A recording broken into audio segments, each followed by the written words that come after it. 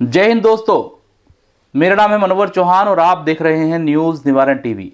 आज हम बात करने जा रहे हैं मुजफ्फरनगर लोकसभा सीट की।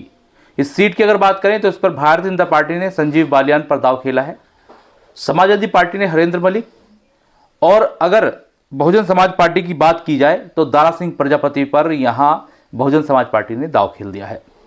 अब इस सीट को जीतने के लिए तमाम प्रत्याशी साम दाम दंड भेद हर एतबार से लगे हुए हैं। इस सीट की खासियत यह है कि संजीव बालियान मंत्री है और इस सीट पर दावेदारी कर रहे हैं। तीसरी बार वह इस सीट पर सांसद बनने की पूरी कोशिश में लगे हैं और लगातार खेला कर रहे हैं। इस बार फिर संजीव बालियान ने इस सीट पर खेला कर दिया है और खेला क्या है हम आपको बताएंगे, लेकिन मजबूत दावेदारी संजीव बालियान की मानी जा रही है, मजबूत कैंडिडेट माने जा रहे हैं। हरेंद्र मलिक भी तो पूरी कोशिश कर रहे हैं, लेकिन इस वक्त जिस तरीके से संजीव बालियान से लोग जुड़ रहे हैं उसको देखकर यह लग रहा है कि संजीव बालियान हैट्रिक लगा सकते हैं। बात करें बहुजन समाज पार्टी की तो दारा सिंह प्रजापति पर यहां दांव खेला गया है, लेकिन अभी तक भी मीडिया के एतबार से या फिर अंदर खाने बसपा कैडर के एतबार से बात कर ले तो उनका अभी कहीं जो है ज़्यादा जो उनको नहीं देखा जा रहा है, मीडिया से भी अभी गायब दिखाई दे रहे हैं। लेकिन अब हम बात कर रहे हैं संजीव बालियान की, और संजीव बालियान की बात किस लिए कर रहे हैं हम ये भी बता दें। हालांकि सभी प्रत्याशी हमारे लिए एक समान है, हम किसी का ना तो पक्ष लेंगे ना किसी का विपक्ष, लेकिन जो खबर है, खबर के अंदर की खबर हम आपको बताने आए हैं। तो संजीव बालियान यहाँ क्यों सुर्खियों में है? दरअसल अति पिछड़ा वर्ग ने एक सम्मेलन किया और कह सकते हैं कांग्रेस के फिशरमैन, उन्होंने यहाँ पर एक सम्मेलन किया। देवेंद्र कश्यप इनका नाम है, कांग्रेस के फिशरमैन हैं और इस विंग के अध्यक्ष ये बताए जा रहे हैं। इन्होंने सम्मेलन किया, लेकिन इस सम्मेलन में भारतीय जनता पार्टी के प्रत्याशी संजीव बालियान आ पहुंचे और सम्मेलन भी संजीव बालियान के लिए किया गया। फिशरमैन देवेंद्र कश्यप ने अपने 25 साथियों के साथ कांग्रेस को छोड़ दिया और भारतीय जनता पार्टी में शामिल हो गए। इस दौरान मंच के माध्यम से, मीडिया से बात करने के माध्यम से संजीव बालियान से लेकर देवेंद्र कश्यप ने तमाम तरह की बात की और खासतौर पर कांग्रेस पर जमकर निशाना साधा। संजीव बालियान ने यहाँ तक कह दिया कि कांग्रेस मरा हुआ सांप है, उसको गले में डालना किसी के लिए ठीक नहीं है, इस तरह की बात की गई है। लेकिन अब इस सीट पर चर्चाएं हैं कि संजीव बालियान का पलड़ा भारी होता दिखाई दे रहा है। कांग्रेस से लेकर कई पार्टियों के लोग भारतीय जनता पार्टी का रुख कर रहे हैं। खासतौर से संजीव बालियान की अलग पकड़ है, अपनी छवि है, मंत्री रहे हैं, काम कराए हैं, तो इसलिए उनका पक्ष भी बहुत है। लेकिन जब सत्ता में इंसान होता है तो उसका विपक्ष भी बन जाता है, उसकी मुखालफत भी होने शुरू हो जाती है। तो ऐसी कई जगह भी हैं। अब इस सीट पर दो जाट हैं, हरेंद्र मलिक खुद जाट हैं, संजीव बालियान जाट हैं। तो ऐसे में दो जाटों के जो दावेदारी है उनके बीच में क्लैश हो रहा है और बहुजन समाज पार्टी ये सोच रही है कि ये क्लैश होता रहेगा और वो सीट निकाल लेंगे। हालांकि अभी इस सीट पर AIMIM का प्रत्याशी नहीं आया है और AIMIM का प्रत्याशी आने के बाद कहीं ना कहीं जो मुस्लिम वोट है वो इधर उधर जाता है, हमने निकाय चुनाव में देख लिया। लेकिन इस दौरान हम बता रहे हैं कि संजीव बालियान ने मंच के माध्यम से क्या कहा, मीडिया से बात करते हुए क्या कहा, फिशरमैन ने क्या कहा, वो तमाम चीज़ें सुन लीजिए और फिर अपने राय बनाइएगा कि आखिर किस तरीके का चुनाव चल रहा है और भविष्य में क्या परिणाम हो सकते हैं। लेकिन वर्तमान में अगर देखा जाए तो Bharatiya Janata party back to back दूसरे दलों के नेताओं को अपनी तरफ खींच रही है, या तो आकर्षण मान लें या फिर सत्ता की वजह से लोग जा रहे हैं ये मान लें। लेकिन जो भी है वो लोग शामिल हो रहे हैं और कहीं ना कहीं इसका फ़ायदा भारतीय जनता पार्टी के प्रत्याशियों को मिलने वाला है। और राष्ट्रीय लोकदल भाजपा के गठबंधन के बाद ये सीट कहीं ना कहीं और ज़्यादा पक्की भारतीय जनता पार्टी की मानी जा रही है, क्योंकि इस सीट की अगर बात कर लें तो पहले इस सीट पर अजीत चौधरी लड़े थे, आरएलडी सुप्रीमो, उनको भी संजीव बालियान ने हराया और अब आरएलडी खुद भारतीय जनता पार्टी के साथ है और संजीव बालियान के साथ है। तो ऐसे में उनकी दावेदारी और ज़्यादा मजबूत होती दिखाई दे रही है। बहरहाल क्या कुछ कह रहे हैं वक्ता, सुन लीजिए पूरी बातचीत। को पार लगाया था और जो इस बार भारतीय जनता पार्टी को भी 400 के पार लगाएंगे। ऐसे देव तुल्य बुजुर्गों साथियों बहुत बड़ी संख्या में उपस्थित मात्र सकते। मैं आपको आज एक बात बताऊं, सांसद होने के नाते जिले की राजनीति पे मैं भी नजर रखता हूं। जब देवेंद्र कश्यप सक्रिय थे निषाद पार्टी में, मैं जब से उन्हें जानता हूं, मुलाकात मेरी कभी नहीं। उसके बाद वो जब फिशरमैन कांग्रेस के प्रदेश अध्यक्ष बने तो मैं उनके संघर्ष से प्रभावित था। एक व्यक्ति एक ऐसी पार्टी में संघर्ष कर रहा है जिसे आप कह सकते हैं जैसे मरे हुआ सांप गले में ले लिया, ऐसी पार्टी। गलत तो नहीं कही भाई, कोई बात है, सच कह रहा। जो अपने दम पर संघर्ष कर रहा। इस जिले में अखबार में किसी ने कांग्रेस का नाम नहीं सुना, कांग्रेस का नाम देवेंद्र कश्यप के कारण हम सुना, तो कांग्रेस का नाम तो जा गया। फिर मैंने देखा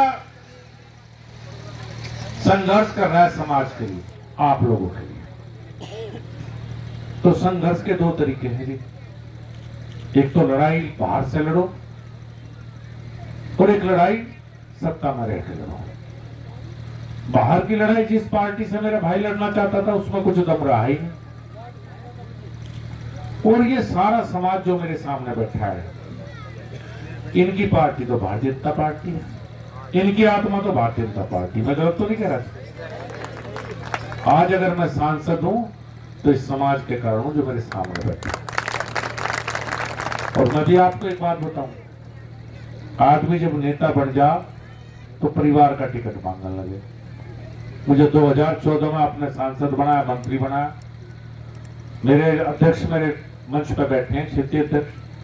बाकी नेताओं ने मांगे परिवार में टिकट और मैंने मांगा विजय कश्यप का टिकट 2017 हो या 22 हो, जिस विधानसभा में मेरा गांव है, मेरी वोट है, वहां से मैंने परिवार का टिकट की अपने मित्र विजय कश्यप का टिकट मांगा। 2022 में उनकी पत्नी को चुनाव लड़ाने का काम किया। विकट परिस्थितियों में हम इस बार भी कटखावल में मात्र 5000 वोट से आ रहे, और वो भी इसलिए कि हमारे विरोधी जो वोट थी वो एकजुट हो।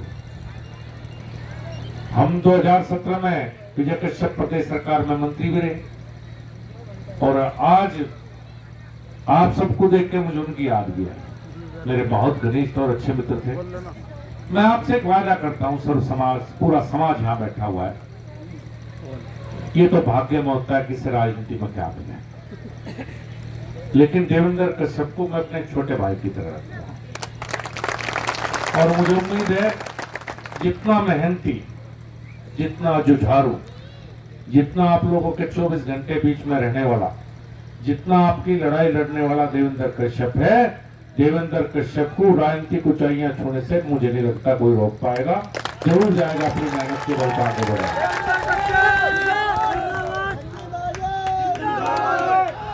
जब राम का जिक्र चला, आपके समाज का जिक्र चलता है तो राम का जिक्र चलता है कि आपने राम को पार पहुंचाया, और 500 साल बाद उसका भी जिक्र करूंगा। वो नरेंद्र मोदी जी जिन्होंने रामलला को दोबारा वहीं स्थापित किया जहां उनका जन्म हुआ था।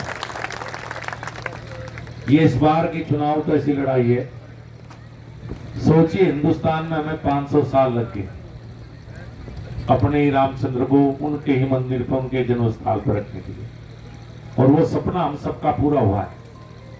उस सपने की वजह से ही इस बार कह रहे हैं कि अब की बार जो कपिल देव ने कहा 400 पार।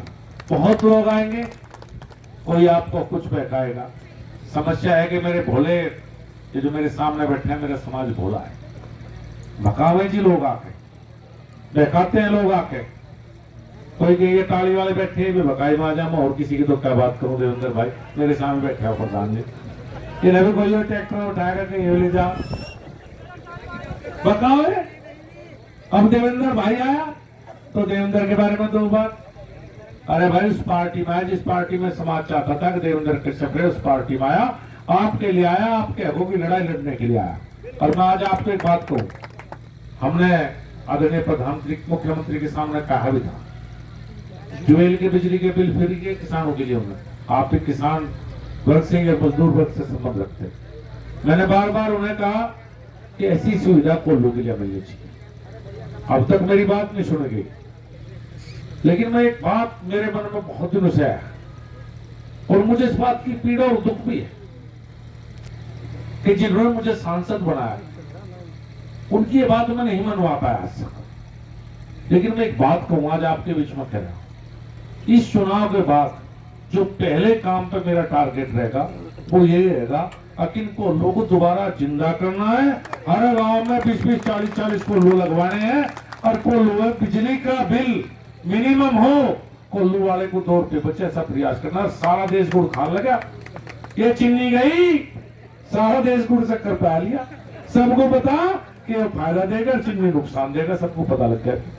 बढ़ता जा रहा कोल्लू का मामला, आप चिंता ना करो। ये सारे बड़े बड़े आदमी गुड़ शक्कर खाने लगे जिनके शुगर होती है, इनके खाता कोई चीनी, ये हमारा ही गुड़ खाओगे और मुजफ्फरनगर का गुड़ खाओगे। और देवेंद्र भाई एक बात बताऊं, मेरे यहाँ 3-4 गांव में तो बहुत कोल्लू है, खरड़, नूना खेड़ा, माजरा, ये तो बड़े है कोल्लू के। मजाल है किसी पोल्यूशन वाले की जो मेरे भाइयों को कोल्लू को देख ले, बताओ देखने दिया होता किसी को आज तक? पोल्यूशन देखो वहां दूसरी जगह, कोल्लू को तो खुशबू आ गए। जब दोदराए पे बैठ जाना, कितनी बढ़िया खुशबू आ गई, कहीं तो पोल्यूशन है उसमें, मजा आ जाओ उस खुशबू को सुन के। मेरे को कहीं पर जी करे लेकर के जाऊं, कोल्लू चल रहा हो और जाते के दिन हो और वहां बैठ जाओ, आए है बार कितना बढ़िया खुशबू आ गई। फिशरमैन कांग्रेस के प्रदेश अध्यक्ष देवेंद्र कश्यप ने अपने पूरे साथियों के साथ आज भारतीय जनता पार्टी को ज्वाइन किया है। उनके स्वागत के लिए, ज्वाइनिंग के लिए भारी संख्या में अति पिछड़े वर्ग के लोग आज यहाँ मख्याली गांव में पहुंचे हैं। मैं भारतीय जनता पार्टी परिवार में देवेंद्र कश्यप जी का स्वागत करता हूं। वो जमीन के कार्यकर्ता हैं और पिछले कई वर्षों से समाज की लड़ाइयाँ अलग अलग पार्टियों में रहते हुए किए, अब भारतीय जनता पार्टी में रहकर समाज के मुद्दे उठाएंगे। उनका स्वागत है। लगातार जो है भाजपा में जयंत के बाद जो है बढ़ोतरी हो रही है, छोटे दलों की भी जो एंट्री हो रही है, कितना मजबूत मानते हैं? देखिए, परिवार बड़ा हो रहा है, अच्छी बात है, बड़ा कुनबा हो, जी भी ज़्यादा लगे, आपस में बातचीत करते रहेंगे। और देखिए, सबको पता है कि अब की बार 400 पार, लड़ाई तो कोई है ही नहीं, कहीं से कहीं तक मुझे कोई दिखाई नहीं देता, तो सभी भारतीय जनता पार्टी में आएंगे। और भी लोग हैं, उनका भी स्वागत है जो आना चाहता है। अभी आपने मंच से कहा है कि सामने कोई नहीं है उनकी बात, इस तरह भाई मैं तो जनता के मन की बात कर रहा था, वो एक है मुझे कि अब तो कुछ है नहीं। 400 पार की जब बात आ गई फिर बचेगा क्या कहेंगे तब पिछड़ी सम्मेलन के लोगों से? जो यही कहूँगा, सब लोग आए बड़ी संख्या में, आपने देखा कितनी बड़ी संख्या में लोग आए हैं और सबकी आस्था आदरणीय नरेंद्र मोदी में और भारतीय जनता पार्टी में। आज हम लोगों ने भारतीय जनता पार्टी की सदस्यता ली, अति पिछड़ा सम्मेलन किया, क्योंकि हमारी जो लड़ाई है वो अति पिछड़ों की है। जैसे अति पिछड़ा समाज में पाल, सैनी, कश्यप, नाई, जोगी, तेली, गडरिया, कुम्हार, विश्वकर्मा और इन्हीं के आरक्षण को लेकर हम लगातार धरना भी दे रहे थे, कांग्रेस पार्टी के माध्यम से आवाज़ उठा रहे थे। लेकिन कांग्रेस पार्टी ने उस बात को बड़े स्तर पर नहीं उठाया। हमने 80 दिन धरना चलाया, एक भी बड़ा नेता नहीं आया, जंतर मंतर पहुँचे, एक भी बड़ा नेता नहीं आया। तो हम लोगों ने, और जो आज राहुल जी बात कर रहे थे कि जिसकी जितनी संख्या उसको उतना हिस्सा मिलना चाहिए, वो टिकटों में भी देखने को नहीं मिला। हमने टिकट भी कहा था, उन्होंने टिकट नहीं दिया, इसलिए हम लोगों ने टिकट भी, और समाज के जो हिस्से की बात है वो ऊपरी लेवल पर नहीं उठी, इसलिए हमने आज कांग्रेस छोड़ के भारतीय जनता पार्टी ज्वाइन इसलिए की है कि अब हम सत्ता में अंदर रहकर अपने समाज की लड़ाई को लड़ सके। जो रोहिणी आयोग मोदी जी ने बनाया था, जिसमें आरक्षण का बंटवारा है, पिछड़ों, अति पिछड़ों, अत्यंत पिछड़ों के आरक्षण की बंटवारा रोहिणी आयोग में है, उसकी रिपोर्ट राष्ट्रपति जी के पास आ गई है। तो हम यही मांग सरकार में अंदर रखेंगे कि रोहिणी आयोग की रिपोर्ट को जल्द से जल्द लागू किया जाए, जिससे जो छोटी जातियां हैं, पाल, कश्यप, सैनी, कुम्हार, नाई, जोगी, तेली, गडरिया, निषाद, बिंद, इन राजभर, इनके बच्चे भी अच्छी पोस्ट पर जा सकें, डीएम बन सकें, कलेक्टर बन सके, दरोगा, कुछ मजबूत जातियाँ ही इन अति पिछड़े जातियों का हिस्सा ना खाए। कांग्रेस में लंबे समय तक आपने जो है संघर्ष किया है, लाठियाँ भी खाई है, तो क्या कहेंगे कांग्रेस का क्या वजूद समझ रहे हैं? अब कांग्रेस में हमने समाज के लिए लाठियाँ खाई है, उसको समझ में नहीं आया तो हमने छोड़ दिया। अब हम भारतीय जनता पार्टी में भी उसी लड़ाई को जारी रखेंगे। योगी जी और मोदी जी जो आज अति पिछड़ों को भी सम्मान देने का, जैसे टिकटों में हर चीज़ में कर रहे हैं, जस्टिस राघवेंद्र कमेटी योगी जी ने ही बनाई पिछड़ों के आरक्षण के बंटवारे की, तो और पिछड़ा वर्ग आयोग को संवैधानिक दर्जा आज़ादी के इतने साल बाद मोदी सरकार ने दिया। नीट में पिछड़ों को आरक्षण मोदी सरकार ने दिया। तो अगर हम वहाँ जाकर, कोई बताने वाला नहीं है अति पिछड़ा उनको, तो हमारा मकसद है कि भारतीय जनता पार्टी में जाकर हम बड़े नेताओं को अवगत कराएं कि पिछड़ों में कुछ ऐसी जातियाँ भी हैं जिनकी स्थिति बहुत ख़राब है, तो उनको अलग से हिस्सेदारी तय है, उनको अलग से आरक्षण मिले। भारी संख्या में कश्यप समाज के लोगों ने आपके साथ जो है नारेबाजी की है, पूरा जोश था, पूरा जो है जनसैलाब यहाँ देखने को मिला। तो एक बड़े नेता के रूप में जो है इस समाज के आप उभर के आए हैं, तो इनके लिए क्या कहेंगे? इनके लिए हम लड़ते रहेंगे। इनके लिए हमारे जो संघर्ष है 76 साल से, जो इन बिरादरियों को हिस्सा नहीं मिला है, जिनके घर जाकर देखो टूटे घर हैं, कपड़े नहीं हैं बच्चों पे, फीस नहीं है अच्छे स्कूल में देने के लिए, तो इनके हम संघर्ष करते हुए इनके हिस्से के लिए लड़ते रहेंगे। और जब तक लड़ाई जारी रहेगी, जब तक हमारे समाज को उसका हिस्सा नहीं मिल जाता।